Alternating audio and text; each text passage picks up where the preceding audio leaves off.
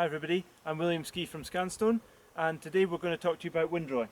Because we couldn't get to the Highland Show and some of the other local shows, we decided to get one of our products in the field and take you around it. One of the key advantages to windrowing is trailer time. By windrowing a field, you can reduce the amount of trailer time alongside the harvester by 50%. This allows the trailer to get on the road, back to the grader and get back to the field. Another advantage of windrowing is compaction. By having the harvesters and trailers only travelling on 50% of the ground and the lightweight windrower travelling on the other 50%, surface compaction is vastly reduced. Most trail harvesters today and self-propelled harvesters have a higher capacity than just the 2 rows. By using the windrower, you can double up the amount that's getting lifted in one pass. What this does is keeps the harvester full of potatoes and also some carryover earth, which protects the potatoes and you have safety and volume inside the harvester. With windrowing you can vastly increase your output without vastly increasing your capital spend. A windrower costs roughly 1/3 of the price of a trailed harvester.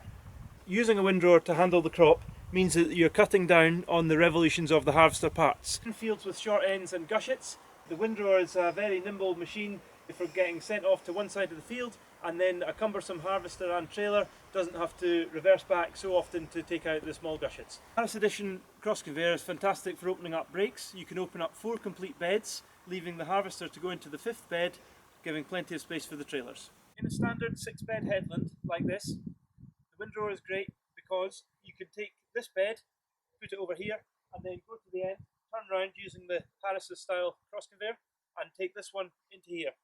This means that when the trailers and the harvester comes to the field, there's a minimal fuss and they can go straight to lifting while the windrower is away opening up a break. Most operators like to use it like this rather than windrowing straight into here because they have great visibility from the tractor cab straight to where the potatoes are going into the row. There's no more than 6-inch drops anywhere in the machine, and this drop here can be controlled by the ram on the pivot end, meaning that there's no damage into the row either. The key to the Osprey 3 ScanStone Windrower is the turret axles. The wheels are able to run on the stones and they don't have any unnecessary drag by trying to get pulled through soft ground. One of the advantages on the ScanStone Osprey 3 is a clear undercarriage of the machine, which means there's no hang up for Hallam underneath at all. The Osprey 3 comes with an 8-stud commercial style axle and also has the option of wheel drive. With the turret axles, we can slide the hubs in and out to have the correct wheeling. The turret axles have levelling and also the steering is done from up the top as well. As you can see, the machine is all fully belt driven with carbon fibre tooth belt drives. We have our agitator here. We have our hydraulics and our central greasing system. All the motors for the clod rollers, which there's 3 of, have speed and direction control from the tractor cab.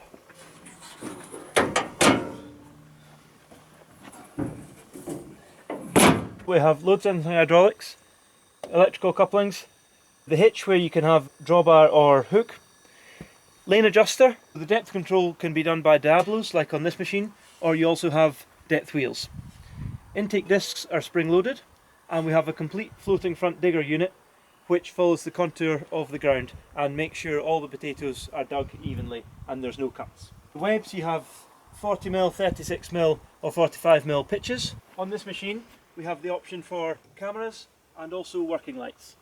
This lets the driver see exactly where the wheel is and the working light for nighttime conditions. The active fingers are attached onto the PVC, which means there's no scuffing as the crop's conveyed along and into the windrow. We have the main web here and the crop flows right up onto the second web. As you can see here, we have a very low drop and we maintain a small drive drum here by having positive underweb drive so you don't have any slip.